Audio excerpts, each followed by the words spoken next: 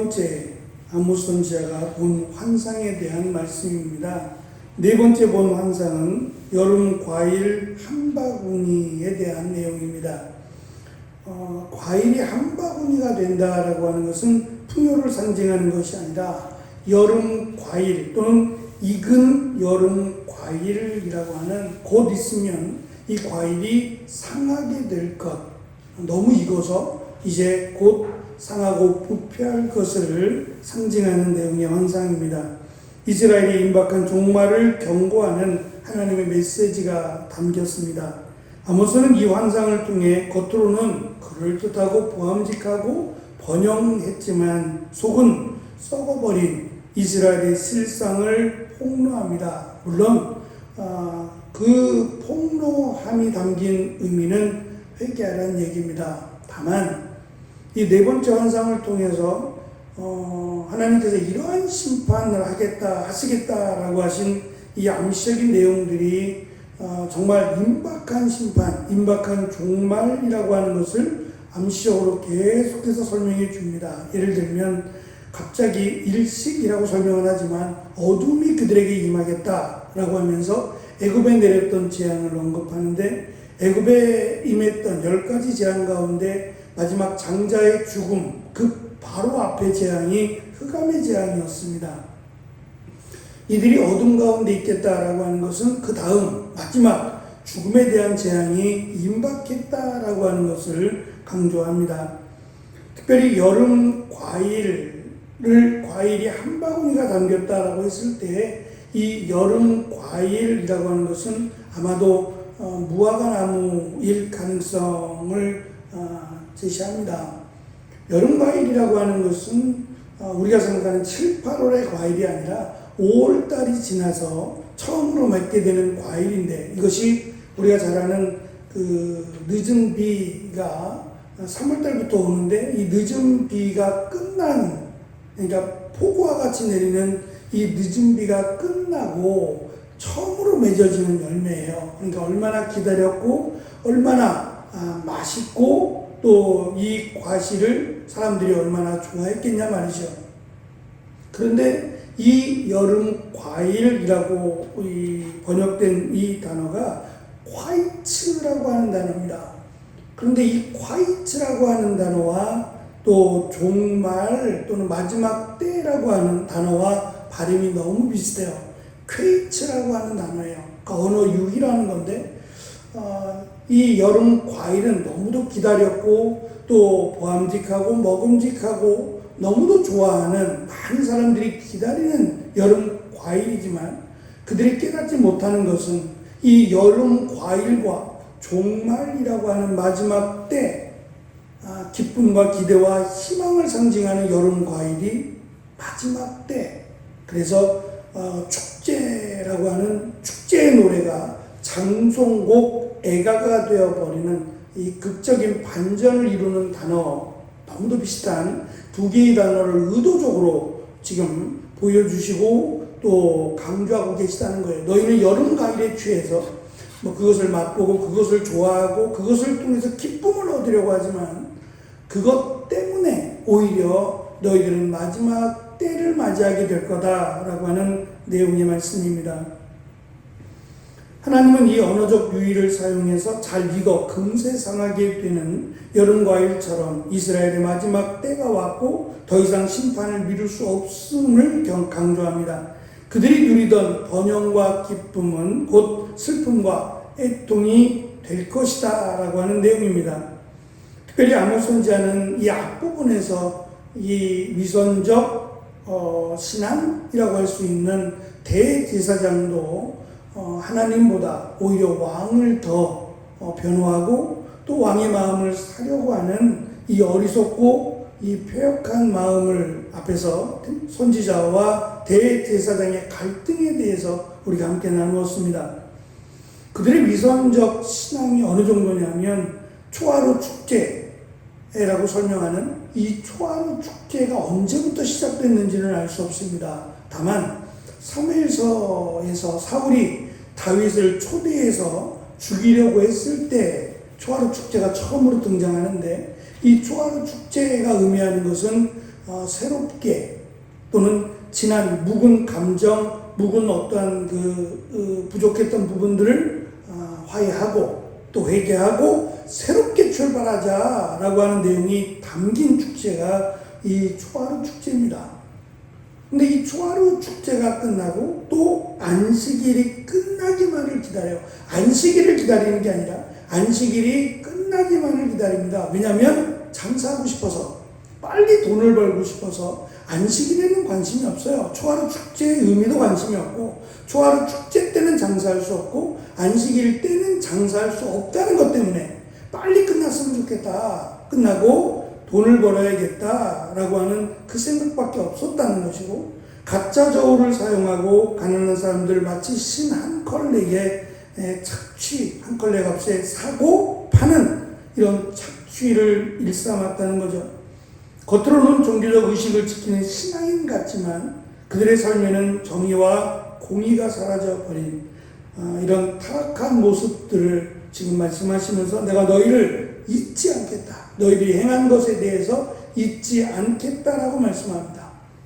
특별히 우리가 읽은 말씀 가운데 우리가 유의해야 될 두 가지의 내용이 있습니다. 첫째는 하나님의 심판에 대해서 말씀하시는데, 이 심판 중에서 가장 무서운 것이 말씀의 기근이라고 말씀하신다는 거예요. 너희가 물이 없어서 목마른 것도 아니고 먹을 것이 없어서 배고픈 것이 아니지만 너희들이 가장 갈급해야 될 하나님의 말씀이 없다는 겁니다. 마치 홍수가 나면 마실 물이 없는 것처럼 그들에게는 수많은 선지자들을 보내서 말씀하심에도 불구하고 듣지 않은 저들을 향해 이제 하나님이 침묵하시겠다는 겁니다. 말씀하지 않으시겠다, 이렇게 하라 저렇게 하라 하지 않겠다는 겁니다. 입을 닫고 저희들에게 관심을 끊겠다, 이것이 가장 무서운 하나님의 심판이라고 말씀합니다. 하나님의 말씀을 찾으려고 해도 찾을 수 없는 영적 기근이 닥쳐올 것이다. 사람들이 온 땅을 헤매며 말씀을 구하려고 해도 소용이 없을 것이다 라고 말씀합니다. 어쩌면 이 시대를 두고 하는 건지도 모르겠어요. 수많은 하루에도 얼마나 많은 설교가 이렇게 올라오고, 또 어쩌면 설교의 홍수 가운데 우리가 살고 있는지 모릅니다. 반가운 일이어야 되는데 오히려 그렇지 않고, 그것이 오히려 하나님의 말씀을 희석시키고 하나님의 말씀을 교묘하게 바꾸고 있다면 무서운 세상이 아닐 수 없다라는 생각이 듭니다.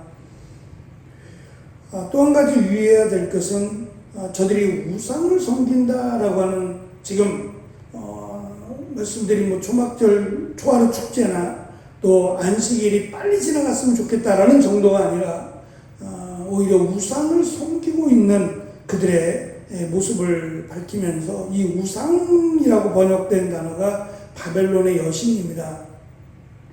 이 바벨론의 여신은 특별히 젊음의 여신이에요. 늙지 않는다는 겁니다. 우리에게 항상 젊음을 주고 얼마나 좋겠어요? 늙지 않는다. 이것이 얼마나 매혹적입니까?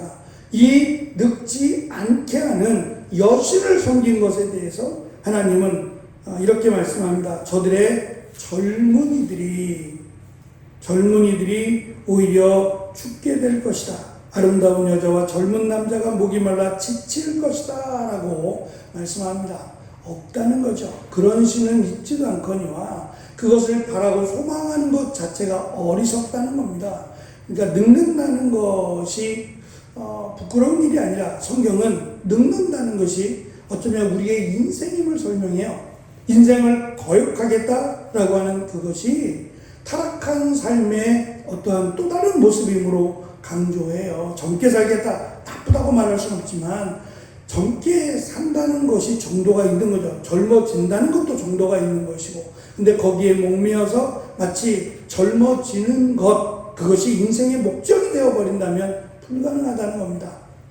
하나님이 만드신 세상, 시간, 이것을 역행하고자 하는 것에 불과하다.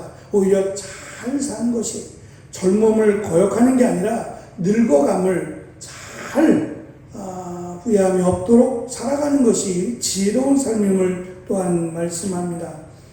하나님께서 그들과 더 이상 함께하지 않겠다라고 하는 절망적인 신호를 보여주고 계십니다. 이러한 영적 기근 속에서 젊은이들이 생명력을 잃게 될 것이고, 이스라엘은 우상을 의지하다가 비참한 종말을, 포로로 끌려가는 종말을 맞이하게 될 것이다 라고 설명하면서 이 이집트의 나일강이 위로 솟았다가 아래로 꺼지는, 마치 파도가 치는 것처럼 보여지지만 사실 그것이 아니라 앞에서 말씀드린 왜 애굽이, 이사야서에서 왜 이집트가 이것은 이스라엘의 하나님이 행하신 것이 아닐까? 어떠한 증상이 있었길래 저들이 이것은 하나님, 이스라엘의 하나님이 행하신 것이 아닐까? 라고 하는 생각을 갖게 됐을까? 제가 이러한 질문의 말씀을 드렸습니다. 오늘 말씀해 보면 이 나일강이 마치 위로 솟았다가 또 아래로 내려가는 이 모습을 지금 설명하고 있지만 사실 이것은 지진입니다. 지진으로 말미암아 이런 파도가 치는 것을 의미하는데, 이런 지진이 자기들이 생각해도 이해가 안 되는 지진이에요. 단순한 지진이 아니라, 지금까지 겪었던 지진이 아니라 마치 무언가를 상징하는 듯한, 무언가를 암시적으로 보여주기 위한 지진이었다는 거죠. 우리가 잘 아는 애굽에 내린 10가지 재앙이 마치 줄을 재듯이, 자로 잰 듯이 이쪽에는 재앙이, 그리고 이스라엘 백성들이 머문 그곳에는 전혀 재앙이 나타나지 않는, 전혀 상식적이지 않은, 이해할 수 없는 일들, 그것을 통해서 그들이 두려움을 갖고 이것은 혹시 이스라엘의 하나님 여호와께서 라고 하는 생각을 갖게 만들어주는 재앙이라는 거죠. 근데 이 재앙이 이집트에만 있었느냐? 아니라는 거죠. 분명히 하나님의 심판을 암시적으로 보여주는 그런 재앙들이 이스라엘에 얼마나 많이 있었겠냐는 거죠. 단순한 재앙이 아니라, 자연재해가 아니라 이것은 하나님이 하신다라고 하는 하나님임을 강조하는 재앙. 그럼에도 불구하고 하나님께로 돌아오지 않는 패역함과 완악함에 대해서 하나님이 너무 안타까워하시고, 또 그것을 바라보는 선지자들이 너무도 안타까운 마음으로 호소하고 또 기도하고 있습니다.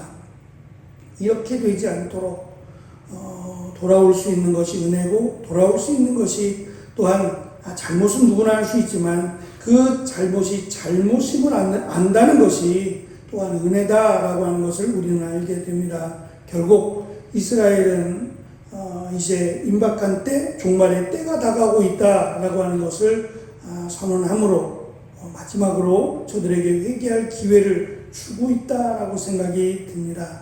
안타까운 마음, 또 하나님의 심판에 대한 두려움, 이것을 우리가 잊지 않고 이 나라가 하나님 보시기에 심판이 아니라 은혜를 주시려고 하는 귀한 나라가 될 수 있도록, 또 나라를 위해서, 교회를 위해서, 사랑하는 가정과 자녀들을 위해서 우리가 함께 기도해야 되겠습니다. 기도하겠습니다.